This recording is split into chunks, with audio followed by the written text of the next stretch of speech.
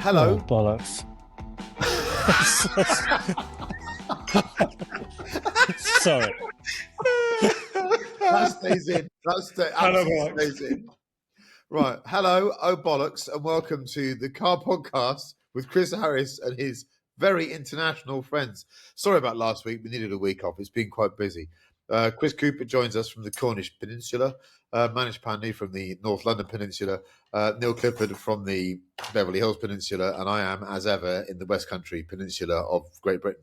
It's lovely to have you back. We've missed you so much. It feels like we've been away for so long. Chris Cooper's got a slightly ropey internet connection, so he might dip in and out, but it might not be entirely voluntary on his part.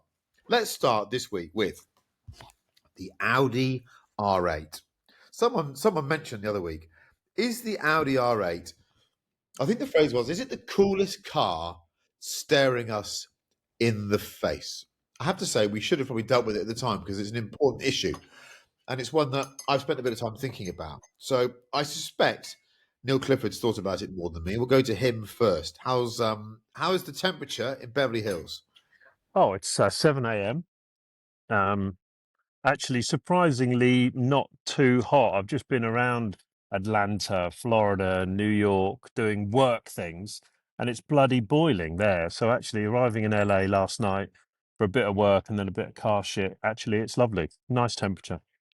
Lovely job. R8, come on, Yeah, R8. yeah. Come on. I was as we all do, sat on the bog the other day, reading. I think it was edition 336 of Evo. And they've done this amazing little group of features. I'm sure everyone's seen it. If not, you should go and buy it 'cause it's great. Of the best 80s cars, the best 90s cars, the best 2000 cars. And I suppose it was in 2000s, right? Or was it 2004, 5, Audi R8? And I was sat there reading that, and I've never owned an Audi R8. And I was thinking, why haven't I? Because the words that they wrote, and it's not in front of me, I can't remember the article, but basically said they got it absolutely right straight out the box. Now, Chris will have some brilliant stories about, the launch of the car and everything, but you sit reading it, beautiful engine, manual, great dashboard, pretty car, particularly if you get the colorways right. I think it's a very color sensitive car, and frankly, a color interior sensitive car. I'm always on the hunt for the navy blue with the sort of tan, but they don't really exist. But then you think, my God, 4x4, all weather, bollocks to the 996 turbo. This is what we should all be driving around in, and they're 40 grand. So I just thought, why haven't all of us owned one, or why don't we own one? Because actually it probably is peak Audi. So that was my thoughts on the car, and I'm sure, Chris, you can paint an amazing, colourful picture and fill in all the dots of those points. Okay, I'll answer some of it. I think it took us by surprise because we knew it was coming for such a long time. It was an open secret. It had more Hans Lehmann spy shots about it than any other car. It's almost like you'd seen it before it arrived, which no doubt reduces the impact a bit. It arrived at a brilliant time in the financial cycle because people had money and people wanted to spend money, and the car companies were becoming banks, so you could finance them. So it was a car that was really accessible to lots of people, and they sold lots of them. I think people were almost horrified at how good it was in those initial group tests because he would rack it up against a 911 Carrera S and an Aston Martin Vantage V8 Vantage. Those are the cars it was always up against. Yes, that's what Evo had. That's what Evo had them against this month. And at the time, it sort of decimated the two of them. Frankly, I think the Porsche still had the rear engine thing going on, but really, all Audi did was expose the fact that by not being mid-engine, the 911 was always on the back foot handling wise, and Audi came along as sort of the king of understeer and terrible dynamics and went, look what we can do. I think internally within the VW group, it both caused a huge amount of consternation, but also on reflection, I think some people were very grateful because what it did is it put a rocket up Porsche's arse. That's why the 991 ended up having a lot less understeer, because they said, well, internally, Audi, the kings of understeer, have produced this brilliant sports car. I remember it very fondly. You're right; it was very spec sensitive. I think it sounded magnificent. The engine, I think all of us knew that the whatever it was, B7 RS4 was sort of B7 RS4 was a great engine looking for a great car. They hadn't quite found the car, but in this R8, it produced something spectacular. I suppose the only controversial thing about the R8, and I'll come back to it once the others have spoken about it, is that it was a bit like the 1.6, 1.9 GTI. Everyone went, oh, the 1.6 205 GTI is a bit sweeter. I always just thought that was bollocks. I might have vacillated over time, but at 1.9, actually, you just wanted to go fast, didn't you? You want the fast one. And everyone always said, oh, the 4 litre is sweeter than the V10 R8. Nah. That's what Evo said. They said the 4 litre was the one. No, it's not at all. Sorry, the 5 litre. The 5 litre. I'm not having a discussion. I think it was with my learned friend Jethro Bovington back in the day. Jethro went, no, it was Richard. Richard, I think. But it was at the time back in the day when they were new. I'm saying to Jethro, because Jethro agreed with me. And Jethro went, look, which one will do 150 yard power slide? I went, the V10. He went, that's the one you want, then, isn't it? So I think a manual V10 is one of the great, undiscovered performance cars. Yes, agreed. Amazing car, 500 horsepower, normally aspirated V10 manual. If that car with that engine and that gearbox and that styling had a Ferrari badge on it, it'd be worth 300 grand. Yeah, everyone should own. I mean, it's like ridiculous, isn't it? Well, why do you think though? Why do you think? Is it the coldness of Audi? It's a little bit. I think it's medical. Car, it's a bit hospital as a brand. I'll let Mr. Cooper in there. I'll tell you what I think it is. I've been thinking about this because yesterday I was exposed to Bugatti Veyron, which has is in a similar situation to what I want to describe now. The aging process for cars is entirely random. And it's very sophisticated. It's based on context. It's based on the original look. It's based on how styling and the marketplace develops. It's based on the world and the way that we see things. The R8 arrived fresh as you like, and it aged catastrophically quickly after about a year and a half. It suddenly the blades looked dated. The interior looked a bit dated. The facelift one came out, and everything else. The car aged really quickly, and I think unfairly. And what's happened is, and the Veyron's the same. I think now you look at it and go, God, we judged it harshly. It looks really sweet now. Yes, it looks better than the Gen 2 car. But it's just gone to this weird parabolic situation where it sort of dipped, and now it's come right. So now you look at them and go, God, they look really sweet. But I do think it dropped off a cliff. It looked very dated very quickly. So that's my view on it. Mr. Cooper looks like he disagrees, but he's not in high res, so I can't really see the level of his disagreement on his face. So the question was, is it the coolest car staring us in the face? And I think the answer was and is that it was, and then it sort of became that it wasn't. And I have an explanation which ends up about an evening of Latin homework. Mr. Harris may know what I'm referring to. I'll get there in a minute. So in 2007 was when the R8 arrived. It was an Autocar 4.5 star car. Didn't get 5 star, but they loved it. Autocar then made it that year their best driver's car of 2007. It beat the green one with the big wing on the back, the Gen 1 997 RS. Evo magazine. By the way, have I ever told you that story? What story? No. Am I allowed to tell a slightly risky story once you've finished your bit? Yes, of course you are. You decide. Carry on, Chris Cooper. There's a reason why I'm telling the story the way I am. Evo car of the year 2007. Can you remember what was in 2007 in the Evo car of the year? Lotus 211, pretty good. Nissan 350Z, first one, that was quite cool. Lamborghini Gallardo Superleggera, that was really cool. Honda Civic Type R, the first E90 M3, that's a cool car. Mercedes-Benz CLK 63 Black Series. And then the top three. The Audi R8 got 93.6. The 430 Scuderia got 94.9. and the green car with a big wing won this one with 95.7. But at the end of the year, Autocar put it top. So it was undeniably, in a stellar year of stellar cars, it was an amazing thing, and it was really, really cool. What went wrong? I, in part, blame the V10. Because the V10 suddenly made it the poor man's Lamborghini. And the poor man's Lamborghini meant, or the alternative man's Lamborghini meant, it started to become popular with all those gumball rally people and people doing sort of slightly ostentatious things in public that most of us who love cars we weren't sure about. We weren't sure about them. And as the sort of the noughties and the tens expanded, Audi kind of got that. They got drawn by that. So the as time went on, and the facelift car 2015, that was just a shocker. That looked really, really shit. But by that point, it wasn't the pretty. R8, by that point, in my view, the R8 was firmly in the grip of people who would cover their cars with stickers because they were going to this strip bar in Prague and this vodka bar and wherever it was.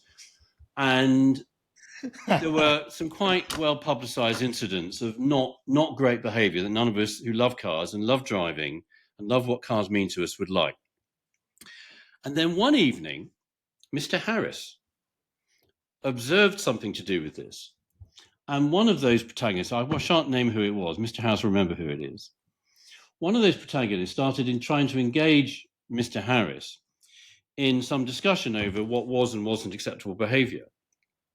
And the Audi R8 V10 was at the heart of that debate at the time, along with the Lamborghinis and so forth and so forth.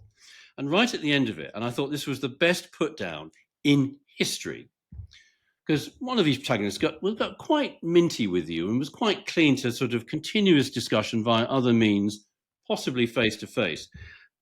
And Mr. Harris said, "I'm really sorry. I'd love to help. I'd love to engage. But tonight I've got to help my son with his Latin homework." And I thought that was the best put down. So that's why I think the R8 became uncool. It got captured by the wrong kind of behavior. But I think if we look back, and Neil's right, and Chris, you're right as well, if we look back to the original, the V8, which I drove a lot at the time, mate had one. It was a lovely, sweet car. Magazines complained about the manual gear shift. I thought the open gate manual was brilliant. So Yeah, they did. Latin That's homework true. in the end. Bloody hell. Did I really say that? Fucking embarrassing. I mean, Austin should have done the Tatius, shouldn't they? That would have been a great car. I'll tell you a story that I've not told before, and it'll probably upset a couple of people, but it's worth listening to. So that Autocar test, where the R8 beat the 997, the green press car, quite a well-known car. In fact, it was one of the most famous episodes of Top Gear was when they took that green press car to Europe, and it was the first time that Jeremy and Richard and James had done a real car-y piece. I think it sort of relaxed the car enthusiast community into that. It's not just going to be playing football with Igos. It was a real sort of let's go out and stretch their legs car. So I'm at Bedford. We've got an R8, and we've got the green 997, and I've got a guy who's driving with me, and we're doing some videos. It's the sort of early years. Let's get some video clips for the website in 07. And we're both going sideways, twin drifting, and I'm in the Porsche and he's in the Audi. I think that's the way around it was. And we're at Bedford Autodrome, and we didn't have radios in those days, and we hadn't done much of it. This guy hadn't done that much of that sort of driving with. Anyhow, bless him. He did something I didn't expect him to do, and I couldn't back out of it in time. So I integrated the right front of the Porsche quite heavily into the left rear of the Audi, like really damaged both cars. No. And I was really, I don't often do that.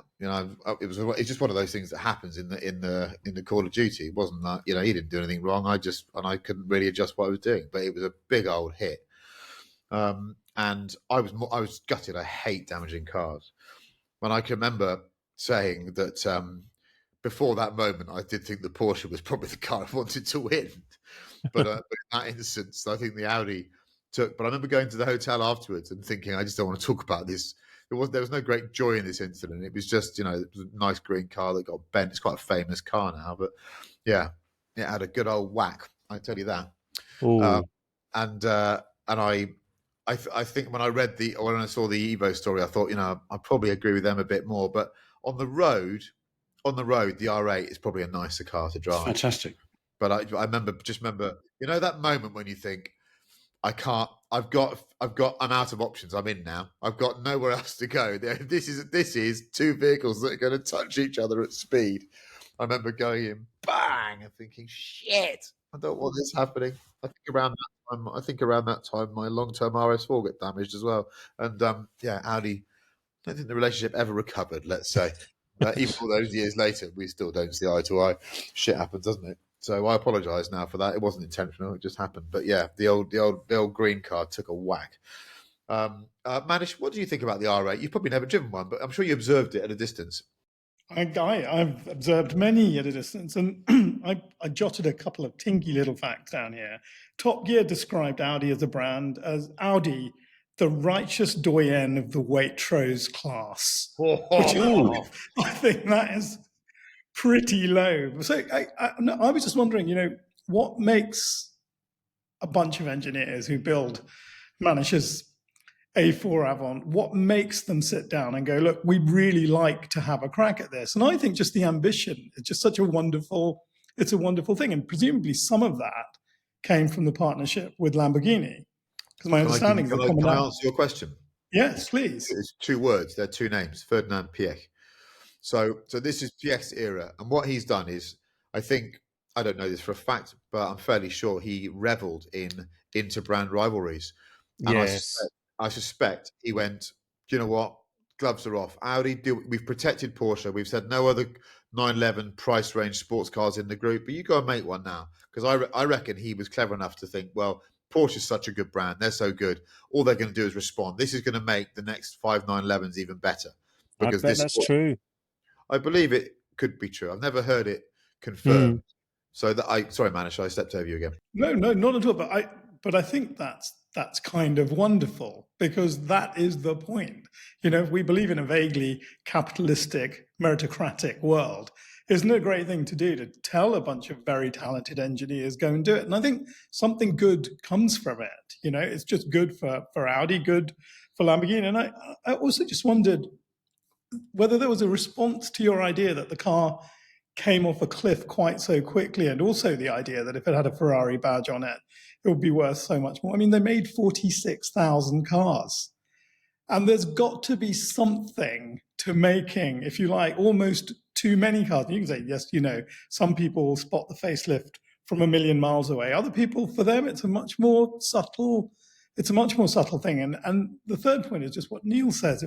I find that if a car is very color sensitive, then it's also got a little element of Marmite in it anyway. And if a car's got a lot of Marmite in it, maybe it does fall off cliffs a little bit more easily. You make a little change there, you make a little change there. But I just love the idea that it goes back to what we were talking about in a pod a couple of weeks ago. I mean, how far would you tune a car? How far would you modify a car? And I think your point, Chris, was that if you've got billions spent in optimizing something, it's a fairly arrogant person who thinks they can optimize it better. But I love the idea that you can turn around to a bunch of engineers who make the kind of saloons I would drive when I have a 1-year-old boy and say, okay, you've got it inside you, go and do it. Because I think it's an object of total joy. I don't see enough of them now, weirdly. There was a great one that was parked around the corner, and it was a V10. And I don't think there was a day I walked past it without turning my head. It's a great looking car. It's a great looking car. If I jump back to that era, though, we were all going to Le Mans, and there wasn't a Porsche sticker anywhere. It was all about Audi. That diesel, the big jump forward on the diesel. I almost remember rumours that the R8 was going to have a diesel, like a V10 diesel or V8. They were really pushing that diesel thing, weren't they? There was a V12. They played with the V12 diesel engine version, didn't they? Yeah. Did they? Yeah. It was all about Audi, really, for about 5 or 6 years at Le Mans. It was all about Audi. And it was peak Tom Christensen, wasn't it? I mean, that era was Tom dominating Le Mans and, Audi. I think what was fascinating was that it's the most unlikely car company, given its sort of generic display of understeer. Audis were a generic term for just average handling. You'd get on with it. They were cars that were designed for people that didn't know what was going on. They effectively the Audi chassis looked like it had been developed to make BMW look good, and yet see this car comes out of nowhere. But of course, those that know it's basically a Lamborghini. It's a Lamborghini that's been fixed. What they did do is they fixed. There's much better car to drive than any Gallardo. But what I remember at the time, all of us thinking this is going to be the turning point for Audi. Now they've done this. Yes. All Audis in the future are going to be like BMWs. Of course, it's absolute nonsense. There was virtually no cross pollination between the way the R8 DNA dynamics of the R8 didn't translate to any of the following Audis at all. And I blame. And they're just shit. I do blame the V10. It's a great car, but I think the V10 just took it in a slightly different direction, and then the rest is history. And then the facelift look, just that slab-sided Panzer tank thing, just awful. 2005 to 2007 really was peak Audi. The B7 RS4 was just a really, really nice thing. It drove well. It handled well. The engine, oh my God, when that thing first appeared, we couldn't believe our luck. And then I'd had a look. I'd have a manual view. Sorry to say, I had Autocar. It's a bit expensive to get access to, but Autocar have done this thing where you can get access to the whole printed backlog. Yes, I've got that magazine. It's brilliant. It is just fantastic. Well done, Autocar. Everyone, if you've got a mate who signed into it, go have a look at it. You print them off yourself, can you? Yeah. You can print off pages and stuff, but you can get an online access to scanned versions of the magazine. So you kind of read it a bit like that. To everything. 2007. It's amazing. You flick through all the front covers of 2007. It's the year of the Audi R8. Very cool. Okay, so I think we've covered the R8 off. I will say that an R8 V10 manual remains one of the best cars I've driven in the last 20 years. But there we go. What do I know? So in the last week, a little film dropped where I was driving with Max Verstappen. I didn't say anything on this podcast because I was slightly sworn to secrecy, and also I didn't want to blow it apart. And I thought I'd just add a little bit of colour and tell you what it was like on the day. Most of it, I think, comes across in the film. Not that I've watched it. I don't watch the films that I'm in, which Manish finds really weird. So unless he forces me to watch them. The thing you need to know about Max Verstappen is that most people in the UK have got him wrong. And that's why I suppose I'm not proud of the film, but I think we've not done a job in repositioning how people think about him. That would be too cynical. What we've done is we've let you see who he is. And frankly, he's one of us. He's a very, very uncomplicated man who happens to have been born with a set of skills to drive a racing car in a manner that none of us can really understand. And even more bizarrely, he's actually aware of his talent and he's able, I think, to express what he's doing. He chooses not to completely in that film, but that's all part of the fun of the film, isn't it? He's not going to give away the secret sauce recipe. But I have to say, he was just super relaxed. He was a total joy to work with. And I sound like I'm being an absolute sycophant here, but I tell you, if he wasn't, I tell you he was a dickhead. But he really wasn't. He was everything people had told me he would be. The first lap out in the GTD was eye-opening. I reckon... How do I say this without sounding like a knob? My job for the last 25 years has been to get in things with very little experience of what they are on circuits I don't know and go quite quickly straight away because I've normally got 3 laps to get it done. What he did out the box is quite a bit beyond what I can do. He just got in it and into the first braking zone. I think he was plus minus 1 meter at the maximum of what the car would do into that corner. I don't think there was any leeway. And that was the first corner we came to. So it's an absolute privilege to witness that level of skill that close up.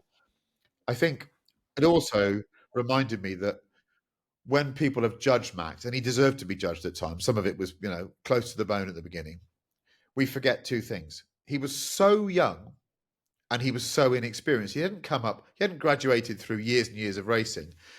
I'm not sure he really knew a lot of what you could and couldn't do in armed combat in a car. He was just given a Formula One car at an age where most people are trying to do their GCSEs and told to go out and fight. You forget, and he's effectively matured into young adulthood as a world champion in the full view of a very, very critical media. And I suppose I almost felt parental towards him. He doesn't need it. Good God, can he look after himself? But I just imagined if that was my boy, how protective I would have been towards him. And Jos comes in for a lot of shit, but he basically sent his kid into the viper's nest at an age when most of us wouldn't trust them to go for one night out on the piss in their local town. And look what he's achieved. I think it's remarkable. So on a human level, he was a joy. It's definitely a high watermark for me in my life. I view myself absolutely as a motoring journalist. I'm not a broadcaster. I'm a motoring journalist. And I think the best thing anyone can do, be they a specialist motorsport writer or just a car journalist like me, a hack, is to meet the incumbent superpower driver, spend some time with them, and maybe record a piece of media, be it written, audio or video, that you can maybe show your grandchildren and say, look, I've got recorded the day I spent with the best driver on the planet. And I'm hugely thankful to be given the opportunity to do that. And I hope people enjoyed the film. And I hope that this disappointing UK view of Max changes a bit, because what he does behind the wheel, he's a ruthless winner. He's there to win, but that doesn't mean he's a bad human being. I think it was. It's a great film. Extraordinary, and there were a couple of tells for me. There's a point, sort of, when you get into the GTD, where he asks you quite openly and naturally, where do you like to sit with the wheel? If it's too far away from me, I can't feel anything. And for those of us who love driving, and whatever level we're at, that is such a tell about somebody who was relaxed and interesting and interested. And then right at the end of the film, when you're sat there, I'm guessing unscripted, he turned to you and said, I don't really like this media stuff usually, but this has been really fun, really cool. I enjoyed that. And my heart leapt for both of you at that point, because I thought, that's our mate. That's our mate with possibly the greatest talent ever. I gave him 400 quid to say that. Yeah. I was hoping you were going to say after that, I said, I'm 50. Game of Red Bull, can of Red Bull. Lighter now. So I thought it was an extraordinary thing. The week after it happened, I said this to all of you, social media and the internet was a bit of a battle between that Spanish F-18, which nearly crashed in the beach in Spain, and clips of you. And I think in the end, you and Max won. It was extraordinary. So I hope that, I thought it was great for Max. I thought Ford did really well out of it in terms of having their car looked at that way. And you're the best. This is us awfully gagging. I'm your mate, and you are quite short, but you're a giant at doing this, Mr. H. And it was a privilege for us, your mates, to see it. Well done, you. Well, the story of his dad and how his dad taught him in those go-karts, that told everything to me. That was just really insightful, wasn't it? That was really cool. I like that. They're a tight unit. And another thing, I suppose, on reflection, when it was all kicking off a year and a half ago between Christian Horner, Red Bull and Jos, you're reminded, anyone that tries to come between the bond between a father and a son better be bloody sure what they're doing. Yeah, because if you've come that far, the two of you, there's a bond there that's not going to be broken, and it's hard to see how you're ever going to win that one. He's spectacular, absolutely spectacular, and I hope he ends up in a fast car, either next year or the year after. We'll see what happens, but it seems like he's staying where he is. Can you imagine how much I was shitting myself? We recorded that 2 months ago, and I thought, when I left, I thought, I think I've got something there that's not been seen before. And then a week later, Max in talks with Mercedes, and I thought, Jesus, they might. There was a point where it was squeaky bum, where it was like, this film's not going to be seen. I thought, oh, for fuck's sake, Do you know, cap the 2 years I've had? You know, you stop presenting the world's biggest car show. You get to interview Max Verstappen, and they spike it because he moves to Mercedes. So when it was confirmed they were going to show the film, I just went, "Oh my god!" So one question for you, Chris: Mustang GTD or Ferrari 296 Speciale? If you've got a 400 grand floating about. I've not driven the Ferrari. I've no doubt the Ferrari will be quicker and better and everything. But I have to say, yeah, as a passenger in the GTD, and just to see it up close, you've seen it. It's just outrageous. Mm. It's so unlikely. I think it's a brilliant car, and it's quite a limited run. I think they're all sold out. I think they could double the run, and they sell every single one. There's a brilliant YouTube, the Jay Leno, Jim Farley on the car. It's worth a watch. That Yes, it's very good. Yeah. Fair play to Jim. You know, he's had to fight a lot of bean counters to do that. This is a business where he's been forced to make EVs, and he's come up with an 800 horsepower car with inboard rear suspension where the rear seats used to be, done by Multimatic. I mean, it is. Yeah, he says all that. It's really amazing. Yeah. I think. Yeah. I suppose we're going to discuss Jaguar later on. What would Jim Farley do with Jaguar? Maybe that's a question we should ask ourselves. You know, he should buy it again. Yeah, a brave visionary who loves cars. Can I just say one thing about? Okay, let's move. One last thing about the film, the RS 200. How lovely was that? Ooh. Despite the fact, Mr. H, that when you applied the handbrake, little bit ratchety. Yes, I know, but you know what? The button wasn't working properly, and I had to just go. And as I did it, I thought, "Fucking Cooper's going to do me here." The definition of a ratchet means you don't. It doesn't matter, does it? So that is the definition of a ratchet. It really doesn't matter. You've got to do the button. It sounds so bad. It just sounds like you've been picked up by your mum who doesn't care. Anyhow, so let's move on to suspension, and I'm going to use a word that I don't like using in public. Stiff. There's a stiffness to modern suspension that is, I think, starting to really ruin the motor car, and it's coming at a time when our highways really need something quite difficult. So I'm going to pass over to my learned friend, Mr. Clifford, now, and I want to ask him. Yeah, I know you might not have a prep, but tell me, when you last drove a car that was a bit old and made you realise that suspension really has gone in the wrong direction? Oh, good question. That was the only insightful thing I was going to say on this segment. The BMW E28 M5. You go and drive that. What is that, 85, 86? Yeah. Most of those sort of shitty old 80s, 90s cars that I own a few of, they do ride better. And I never know whether it's the suspension or whether it's the tyres or whether it's all a bit worn out. Therefore, it just feels like a bit of a sloppy suit that fits better, but it's all a bit stretched and all a bit worn in. But there is no doubt. I don't really know why. Why all these amazingly technical, brilliant engineers making very stiff cars? Even probably one of the better modern era cars, that BMW B5, which I'm lucky to own. I'm always even checking that. I'm sure it's gone into fucking sport extra mode. I'm always looking at the button to make sure it's in whatever comfort plus, and that's not bad, that car. But it's certainly one of the things that has gone backwards. I don't know whether it's that we're all testing it for the Nürburgring or whatever it is. I don't know. Mr. Cooper's going to explain. But there's no doubt you jump in an 80s car and it's nicer. The ride is more comfortable, isn't it? You're not bouncing about. Before Mr. Cooper answers, one of the things I find even more bizarre than this move towards stiff suspension is I read the first drive of the E28 M5 in Car Magazine, in my batch of car magazines.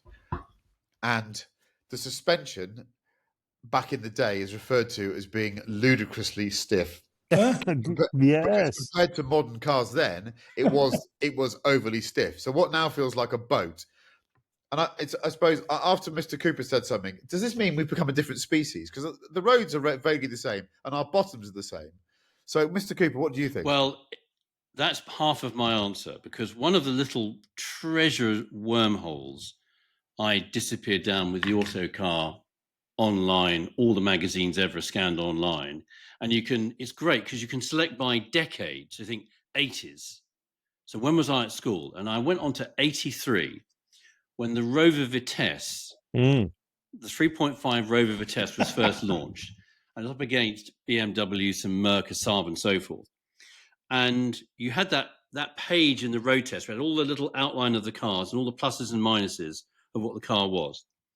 And there were some pictures of each of the cars. It was like a group test thing. Yeah, that sort of thing. And more power, more breeding. So, but the clincher was there was a picture of the Rover 3.5 Vitesse, the sporty one, in a cornering where literally, I'm slightly exaggerating, but the car is literally loaded like this. And the caption on the photograph, this is 1983, was, "You'll need to learn to love the fact the Rover is much stiffer than the others." It's like that. Yeah. So I think part of it is an inevitable and seemingly unstoppable, but slightly weird change in us, that somehow we think we don't like that anymore. It's got to be like that. So it's got to be stiff. The other obvious answer is the E28 M5 probably weighs less than half of the current model M5. And to keep the thing off the ground and off the bump stops, you just got to make it stiffer. Yeah, I think you're absolutely right. Yeah. You need more support in the car, but also if you drive, I've got to be careful what I say. There's certain cars I've driven that I can't talk about that weigh a lot and have very, very expensive suspension systems, and they prove that if you throw the money at it, you can make it work. There's a reason why a Baja trophy truck weighs 2.5 tons. It can do those jumps and it can deal with everything. It's because the damper units cost a fortune, and it's got travel. I think suspension. Yeah, but it's the cost. The fact is that the car makers, it's a place where the accountants can go, just cheap spring and damper on there, that'll be fine, because you're going to put big wheels on it, and the marketing department's going to upsell you the sports line, which you're going to buy. I think it's one of the really baffling areas of automotive consumer behavior. I don't think it's a bit, to me, ride comfort is so fundamental to what a car's like to drive. It's difficult to see how car makers have been able to get away with this, or why they've gone down this route. Because if you said to most people, what's the most important thing about a car? They want it to be comfortable. Why don't the journalists call it out then? What are they on? Are they on a backhander here on all this? It's an interesting point. I think they get sucked in, and I think over time there's definitely been a creep in opinion, and maybe they've been seduced by sportiness. But if you go back and read that era of car magazine I just showed up there, Ronald Steady Barker has a Japanese journalist come over to go to meet Rover in 1985 or 84, 85. And they use a Rover Vitesse to go along in. And they both sit there and say, this is far too stiff. And that would literally feel like a Chesterfield sofa now, that would. So I think the creep is inexorable, but it's really strange because it's so fundamental to how enjoyable or how competent a vehicle is for most occupants. So it's a bit like, but if all fridges became less good at cooling drinks, people wouldn't tolerate it. Yeah. If your mobile telephone's battery started running out in an hour, you wouldn't tolerate it. But cars have gone backwards in a really fundamental aspect. And I think maybe it's the weight is a big part of it. Our producers just texted me to say E28 was 1,430 kilograms, E28 M5.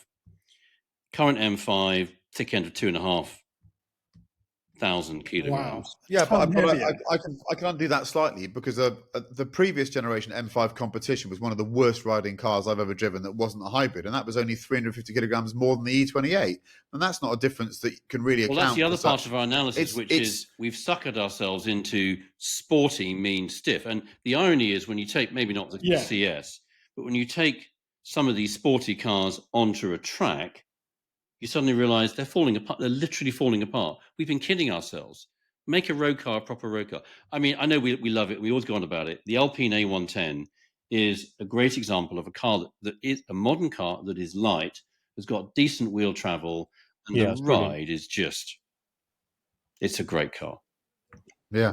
All cars Yeah. should be Alpine No, A110s. but isn't it strange that people don't seem to really? I remember my kids the first time they went in a crap old Phantom I had. It must have been around the time I had lots of sporty cars, and I remember the little one going, "This is so comfortable. You literally don't feel the bumps, Daddy." And I was like, "Yeah, you don't. And actually, you don't need to. You don't have to be you shouldn't have to be a bloody Phantom. You know, if you get in an S class from the mid '80s, they just glide over stuff." They do.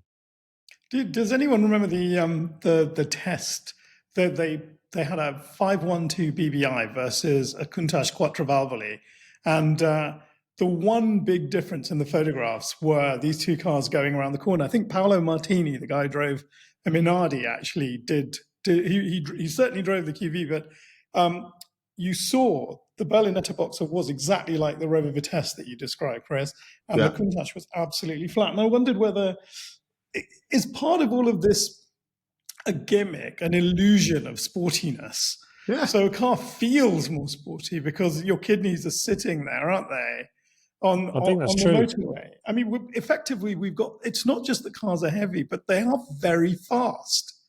You know, we've got cars that they're not heavy and slow, they're heavy and very, very quick. And I do wonder whether this is the great cheat.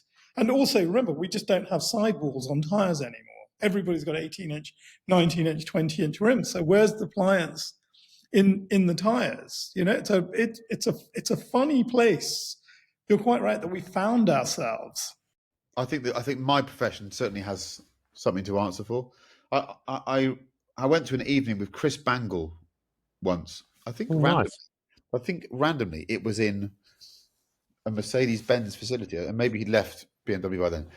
What struck me, beyond the fact that I think he might be the most brilliant man I've ever heard speak in public, I found him mesmerizing. What struck me was how he acknowledged the commercial cleverness of his proposition. So the first car he's remembered for really is that E65 series that came out in 2003, and everyone just went, "What is going on here?" They've taken the E39 and they've made this. And I wrote the Autocar road test. I think it got like 3 stars, and we fell out with BMW, and they gave us this SE spec car. And whichever way you looked at it, it just didn't look as good as the previous car. But of course, Bangle created the upsell of the sport kit. No one bought the SE, so automatically he put £2,500 on every single 5 Series sold in the UK. He was revered as an absolute genius within the company, and everyone bought the sport kit, and he was a commercial genius. Yes. But he did contribute towards the move to make the car look good. You had to fit the big wheels, the low profile tires, and then the thing didn't ride properly. Whereas the SE, the basic one, actually rode quite well, but they sold about 4 in the first 10 years.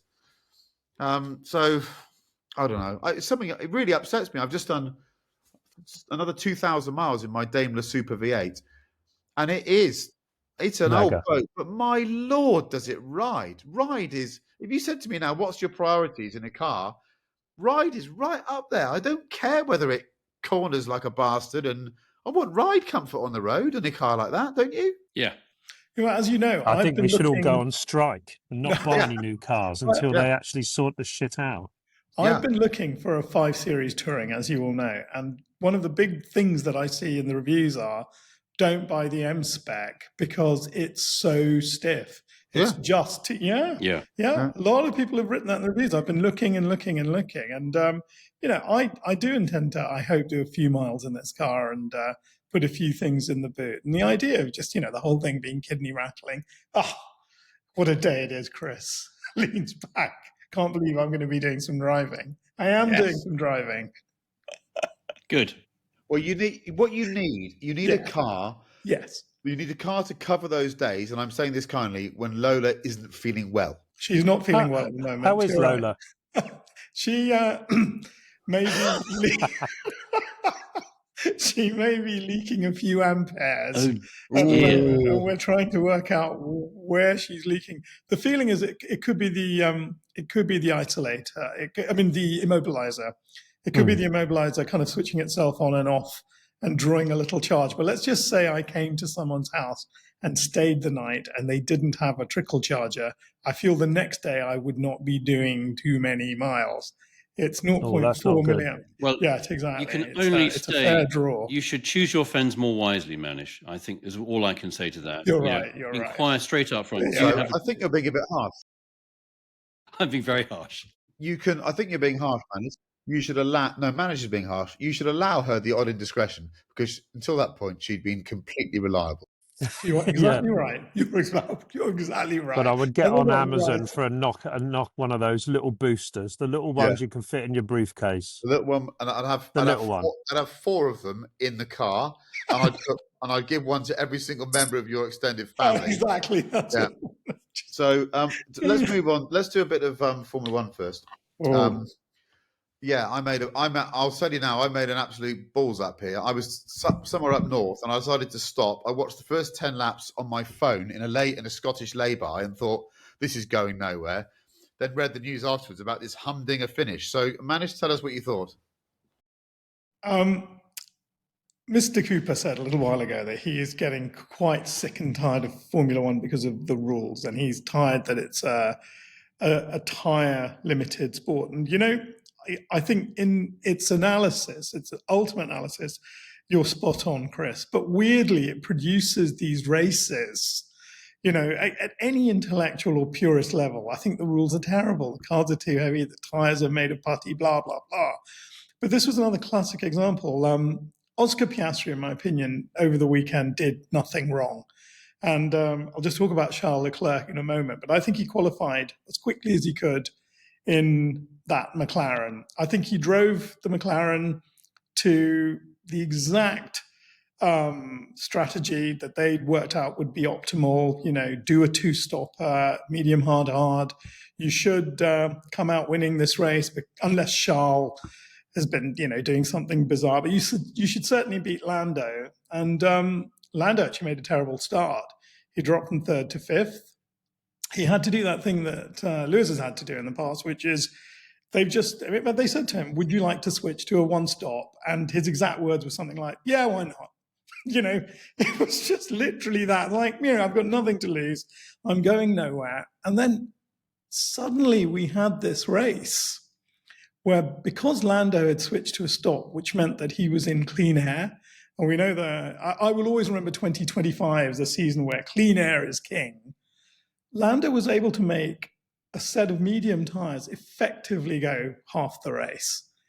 And he puts on hards, and because he does a 1-stop instead of a 2-stop, he has enough of a buffer to hold his more rapid over the weekend teammate behind him. And I was kind of thinking, as a purist, how does that work? You out-qualify your teammate, they put you on the optimal strategy, you're following it exactly, and you end the race behind the guy you out-qualified who made a bad start, who went onto a random tyre strategy. So in terms of kind of how does Oscar feel, he must have felt pretty lousy. Having said that, he smiled a lot afterwards, and he has these 2 smiles, the one that's really furious, but I'd say right at the end, he kind of took it on the chin, or he's become a better actor. But I do think it's a slight damnation of the formula, but at the same time, my God, what an exciting end to a race. I mean, Lando was being hunted down by Oscar, who almost took him out. I think he hit his brakes so late. I think there was 10 centimeters between them and George Russell winning his 2nd Grand Prix of the season. Because if they'd touched, they were off, and they were off very quickly. My big second observation was Charles Leclerc and Ferrari. And I'm old enough to remember Ferrari being very much the Keystone Cops. There is this pre-Luca, pre-Schumacher era where they're just not executing very well. And one of the things that happens in Formula One is you become desperate. Once you start becoming desperate, you start gambling. And Charles Leclerc, from nowhere, was half a second faster than both McLarens in the last qualifying session in Q3. They said there was a wind change. Both the McLarens were half a second slower. Charles Leclerc, I think he did a 15.4, 15.3, 15.2. Mr. Harris is holding up Nice. a Ferrari pencil. Do you want to hold the pencil lower so that you can foreshadow what I'm about to say? Are you sure that's not a penis? Yeah. Or a little finger. So basically, Charles was untouchable in qualifying, untouchable before his first tyre stop, untouchable before his second tyre stop. He comes in for a second set of hards and he's losing a second a lap and shouting at the team saying, I told you we could manage this some other way. You know, we discussed this. And we were all, what's happened? It's so bad that Oscar, who couldn't get past him, breezes past him. Russell, who couldn't get anywhere near him, breezes past him. And his own prophecy, I'm not going to finish on the podium at this rate, is borne out. And the theory is, and I think George Russell has backed this up with his own I'm going to get the quote. I'll find the quote for you. You keep talking. Yeah, so basically, Ferrari were running that car too low. Again, they did it in the first stint, they did it in the second stint, and in the third stint, they were so worried that the plank was going to be so badly worn it would be disqualified a la China. They decided to ramp up his tyre pressures and had to make a front wing adjustment to make the car, in theory, drivable, and it became undrivable, and he was losing a second a lap. And I guess what it is, the technical part of that is all whatever it is, but it's a bit heartbreaking when your engineers turn around to you and they say, do you know, we've done the data, we've looked at the season, and this is our best chance of a win. So we're going to throw the kitchen sink at it. And that means we're going to be marginal again. We're going to hope that he's going to have enough of it. They must have sat down and thought, we're going to hope he has enough of a cushion against the McLarens. Anyway, we've got nothing to lose because I'm going to win anything anyway. And then what we'll do is, in the last stint, we'll make the car legal. Or I suppose it's legal throughout. In the last stint, sorry. Did they make a wing change before his last?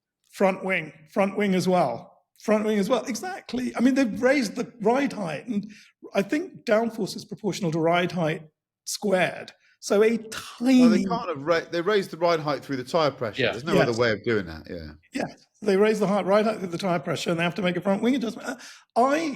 It's a bit heartbreaking in the 21st century again to see this kind of, it's just desperation. And then, the other half of Ferrari is Lewis, not getting into Q3, starting 12th, finishing 12th.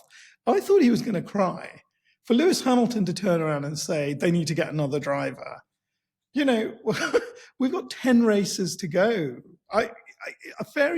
Some people were predicting a fairy tale this year. Ferrari was a car to beat. They were the strongest car at the end of last season, but it looks like they decided, instead of evolving last year's car, to completely build a new car.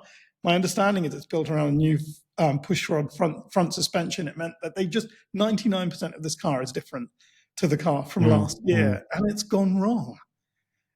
And would you put €1 into developing this car now? I mean, I would just be totally flat out now on next year. There's nothing. And the other thing is, Lewis, we saw him standing next to an F40 in a very sharp Italian suit with 7 open windows and an 8th closed. That just looks like some kind of weird, distant graphic artist's wet dream, frankly. It's so sad because the PR for this can't be good. Who wants to buy a baseball cap when you see arguably one of the greatest racing drivers of all time utterly miserable? And just to end this, there's a quote, Arturo Mazzario, who drove for Ferrari in the 70s, and a couple of other sources have now started to do that sort of awful thing that always happens when things go wrong at Ferrari. The press suddenly start to get all these juicy stories. So it turns out that apparently 90% of Ferrari engineers didn't want Lewis. Only John Elkann wanted Lewis. It was only ever commercial. All this guff is coming out. And it must be very hard to be Lewis there at this time, and very hard, frankly, to be Charles, because they've effectively said, you can ride off the rest of the season. You're not going to win one unless, lightning hits both McLarens, both Mercedes, and possibly one Aston after this race. And it's a sad state. It's just a very sad state to my point of view. Blimey, fair play, Manish. Chris Cooper, did you watch it? I did watch it. So Lynn and I, Cameron, were down here that weekend, and we were very fortunate to be invited to watch it with a local chum, lovely chap, who's involved in the sport, and one of his colleagues and chums who's also involved in the sport. And as Cameron, we were walking over there Sunday, sort of more lunchtime-ish, Cameron said to me, Formula One would be really exciting if it was exciting. And I sort of think that sums it up, really.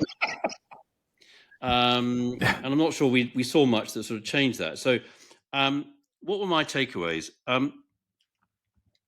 I think McLaren are doing a really good job of keeping everybody sort of happy-ish and together. They have this thing where both of the drivers do a debrief to camera after the race together. I think they even share a microphone and they like hand at each other. It's a very, very clever, and I quite like it because they have to talk together, and they're quite sort of, by that point the adrenaline's gone, and they're, hey, you did pretty well. No, actually, you did pretty well, and I think it's a lesson. I think McLaren is a lesson to lots of people about lots of things right now. I think there's some very, very smart people. That's very true. That is. Zach's doing a brilliant job. Doing a really, really brilliant job. I think he is doing a fantastic job. And they got a lot of stick for that as well, don't forget, Chris. Just a while ago, all these kind of quote-unquote people laughing at them about papaya rules and having two highly competitive guys and chucking away a championship. It's actually Andrea Stella who has really brought this directive in that you compete like mad within the absolute bounds of what it is, as far as they're concerned, competition is, and no further. And we are a team. Yeah. We're a team first, and then you compete.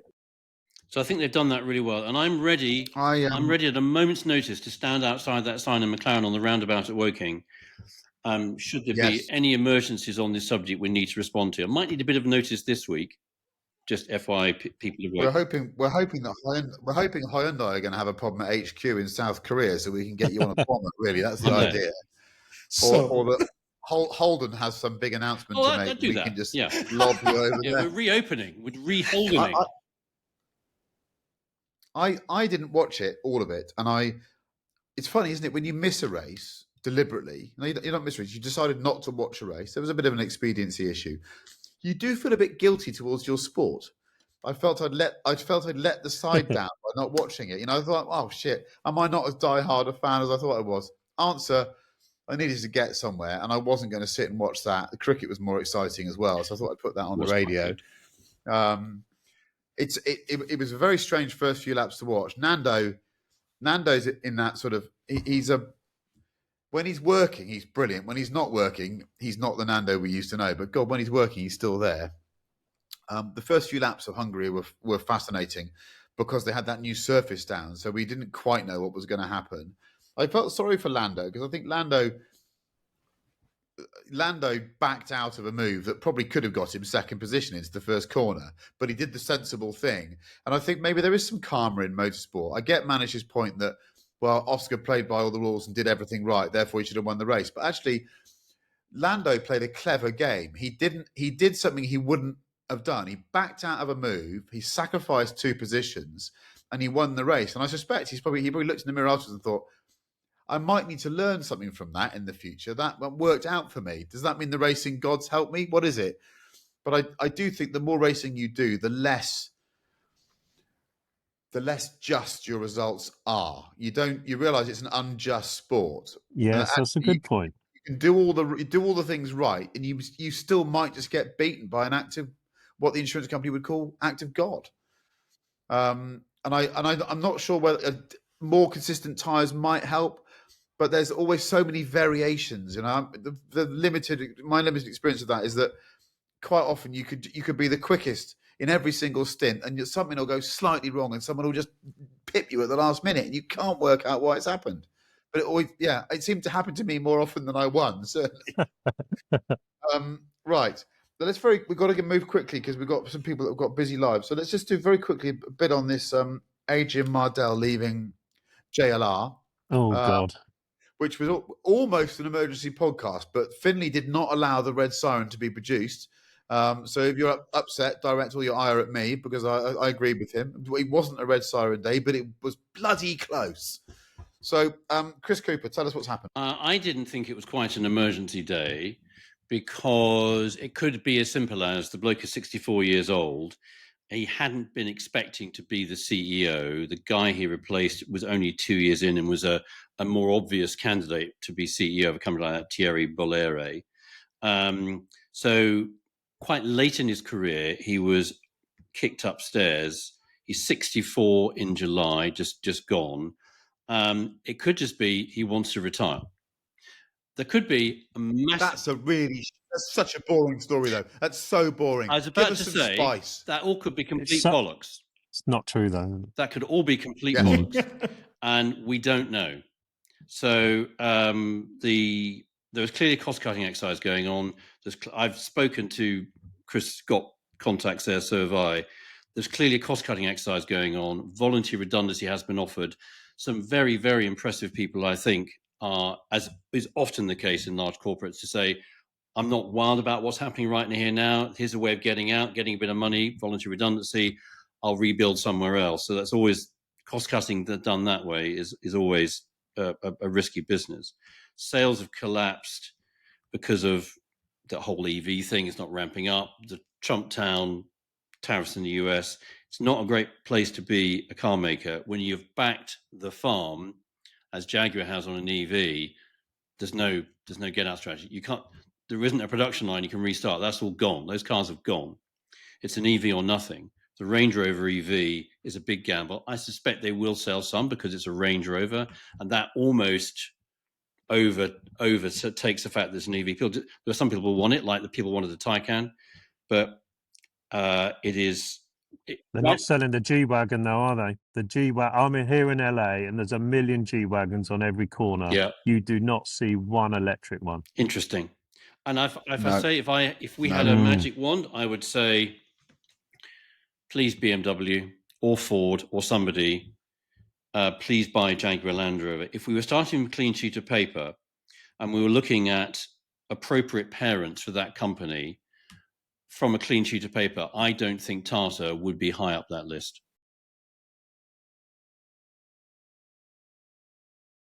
Well, they've just inserted their man, haven't they? Yeah. Can I say that? Is that a correct phrase? I think you can say that. Yeah. Okay. Yeah.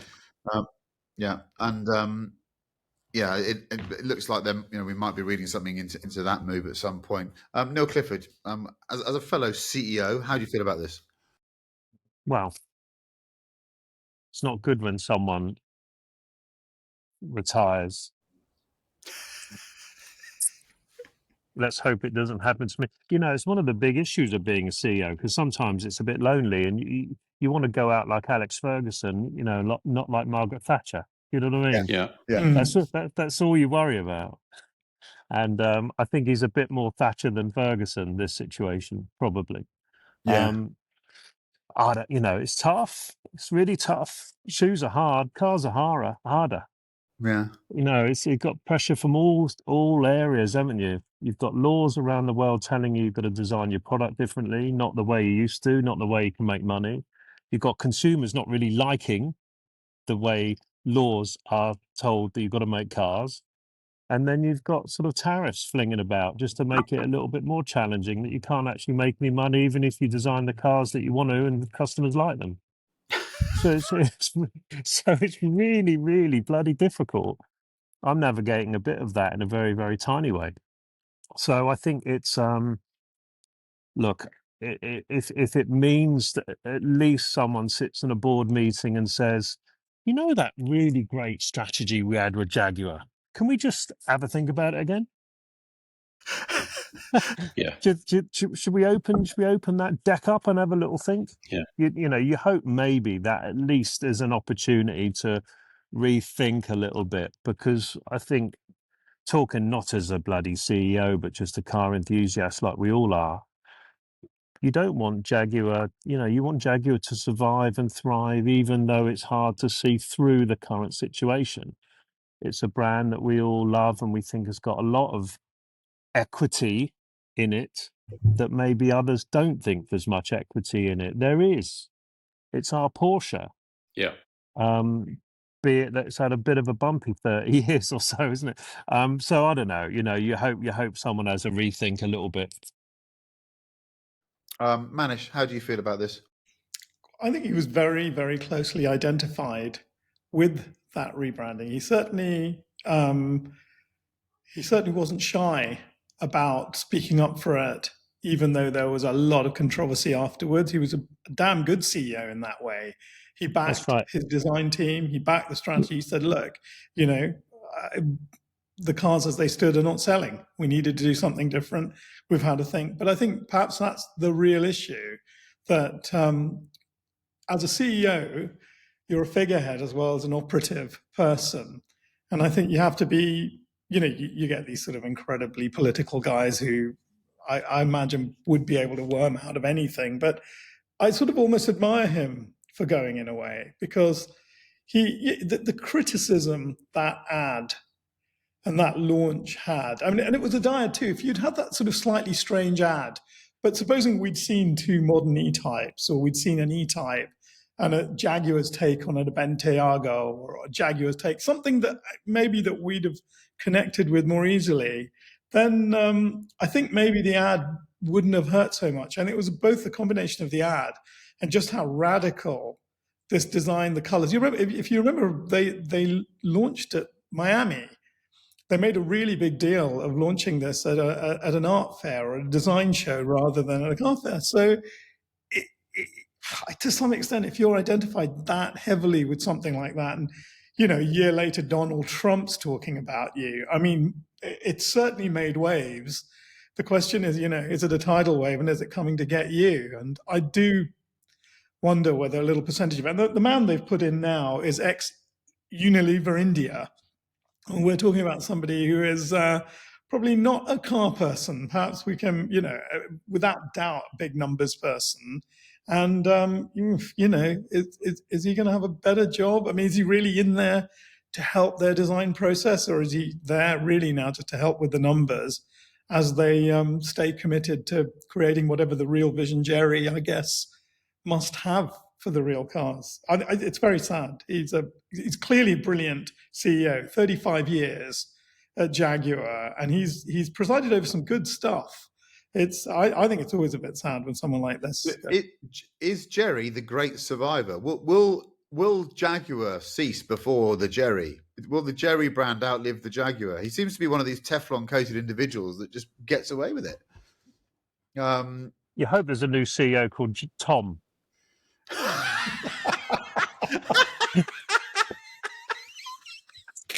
That'd be good, wouldn't it? Oh God! Anyhow, someone who's done 4,000 and a bit miles of his 5,000 mile allowance in his Daimler Super V8. Sorry to crap on about it. I am so convinced that the Jaguar values of the last 30 years would be so easily transposed onto a vehicle that everyone could love. I suppose the thing I now find even more offensive about what happened before Christmas with that campaign is Jaguar didn't need to, ostracize itself from its past like that. It didn't need to. There was nothing to be ashamed. If there was something to be ashamed of, maybe, but there just wasn't. Yeah. And I think all of us are open to a Jaguar future that hasn't got a prancing cat on the front, doesn't look like an XJ, doesn't look like an E-Type, doesn't have to. But you don't need to tell everyone that ever liked a Jaguar, you're a dinosaur. You're wrong. You're no longer in our team. Yeah. I mean, they needed to change. Tricky one. It's a tricky. They needed a new strategy. The old one repeatedly wasn't working. This one felt like a single leap too far, with far too many uncertainties attached to it strategically. And anyway. Well, Adrian, I like the leap. I like the leap in there. Getting the leap in there, that's good. Wow. Adrian, happy retirement. And okay, off you go. Chris Cooper has to leave now, so we're going to do our 2 car garages without him. Best of luck, Chris Cooper. I have really good ones as well. I'll send them through. Well, you say that every week, and they never really live up to it. Here we go. I'm still here. Let's go to... damn. Manish wrote this. It's good. 90s music is back. You manage a band that was huge back then, and you're going on a UK tour with them. Your first car is something from the 90s that's cool enough to show up at any venue and say, I made this band. The second car is a little more subtle. You fantasize about being the manager of the Beatles or the Stones. Pick a car from the 60s or 70s. If you were on tour with them, no budget, you're loaded. These all come from our sponsor, Car and Classic. Get on there, get on the app, lose hours and spend money because it's what we do. Even we weren't sponsored by them, we'd be there wasting money on that website. So 90s statements, 60s, 70s to remind yourself of what it might have been like to manage the Stones. Manish, you asked the question, you can answer first. Well, I found this rather beautiful beast. She's still got a few days to go, and it's a BMW 840 Ci from 1997. I think you'd be a cool record producer in that baby. Don't you think? Did that I do. float your boat? Yes, Many reasons definitely. I'll show you in a minute. You've upset me there, Manish. I love that car. And since money is no object, I found something on their classifieds, which I still cannot believe. This is apparently Noel Gallagher's DB5, and it's fantastic. It's £529,000. Now, I think you could definitely pretend that you were Epstein. Is that at Nicholas Me? The old one. Sorry? Is that at Nicholas Me? Where's that? Think it is. Yes, I think it is at Nicholas Me. So most good Astons are at Nicholas Me. Yep. So I think. By the way, when I say Epstein, I mean the Beatles manager Epstein. I mean that good Epstein. So that would be my brace of rock managers' cars. I like that. Neil Clifford, where did you go with this? So bloody obvious are my two suggestions. There is the car is so beautiful and rare. There is only one on the Car and Classic website, not an auction, but a retail. It's the Bentley Continental S. Okay, very rare car, the S. As we know, our good friend, well, I wish he was a friend, our good guy that we loved, Alan Clark, had an S. It sat between the R and the T. So I'll do that because I think that is peak 90s, really. And you definitely look like a bit of a film producer. You discovered Madonna if you're driving around in that in 1996. And then no budget 60s. There isn't exactly this car on there, but there are about 3 or 4 of them that are very, very similar. I'm going 275, obviously, but I'm not going the ugly one that's got those dreadful outside bonnet latches on the back. I'm going the original 275 before they did the Gen 2, before they ruined it and put a long nose on it and a bigger engine. So I'm going a 65, 275, short nose. I think there might be one on there. I think it's prettiest Ferrari, but not a 275 4-cam. This is the 2-cam, the better looking one. We're going to put a link up to a car that is for sale on Car and Classic at that point. But luckily, Neil is friends with Tom from Car and Classic, so we won't get in trouble for the fact that car's not on the site. Yeah, so that's all good. So I'm going now. Manish, great minds. I'll show you because I screen grabbed it. Went for a BMW 8 Series. But I think if you're a full rock star, it's got to be an 850 CSI. It's got to be the big fella. That is what it's called, an offline auction. It's with Iconic. It's blue. It's done some miles, but look at that 850 CSI. Yeah, manual V12. It's the M8, really. It is. But what says 90s more than a car that BMW willfully spent billions and billions on and recouped about 500 million because they couldn't sell them? Now, I've just realised I've misread your description slightly because you used the word subtle, and I've slightly balls this up. I've not gone subtle, but I think if I wanted to imagine what it would be like to manage a great band in the 60s and 70s, I'd have to have a Mangusta. Yeah. I think the Di Tommaso Mangusta is one of the greatest looking cars ever. Totally agree. Might catch fire now and again, but people get. Why would you care about such technicalities? It's not the car. It's got the flick up doors, the gull wing doors. It's got the flick up wings at the back. Yes, amazing car. The Mangusta is what a machine. That one is £230,000, and it's in the UK, and it is, wait for it, right-hand drive. Oh, So the link's up now. Yellow Mangusta. If you're thinking about spending £230,000 on anything, That is the car. you need to be looking at this. Look at that. Look at that first. Only What? needs a 500 grand restoration. A court nil, please. You've not even chosen a car from the website. You're on the naughty step. I am. So let's go now to a bit of music before we go. So I'm going to go first with. I've been listening to some Deadmau5. You're sort of EDM man, who I a bit of a genius. Actually, he sent me some nice notes years ago, but I think he doesn't like me now because I didn't like that Josh Cartu bloke. I think they were mates. But I will tell you that Deadmau5's song, which is Aware, but the S of Deadmau5 is a 5 and Aware is a 4, which is all really cool apparently. But it is a late night tune. Bit of EDM just to keep you going with some of that rhythm and synthesizer. It's a cracking tune. That's my choice. Manish, what are you going to go for? well, I did make a little tiny note saying, on the basis that you're this record producer, pick a piece of music that's British and 90s. Is Deadmau5 British 90s? I didn't see that bit. No, I No, did. Look at your face. Ah. So I was going to pick Virtual Insanity by our mate Jay, which I think is just the iconic track of the 90s for me. It's mega. Yeah. I also didn't read that bit at the end of that. And I'm not quick-footed enough to change my strategy at all here. So I've just spent 2.5 days driving around Florida with a colleague. And you know when you travel with someone in a car that you haven't really ever traveled with much before, and you try to be generous and say, put some of your music on, as opposed to you listen to John Denver for 9.5 hours.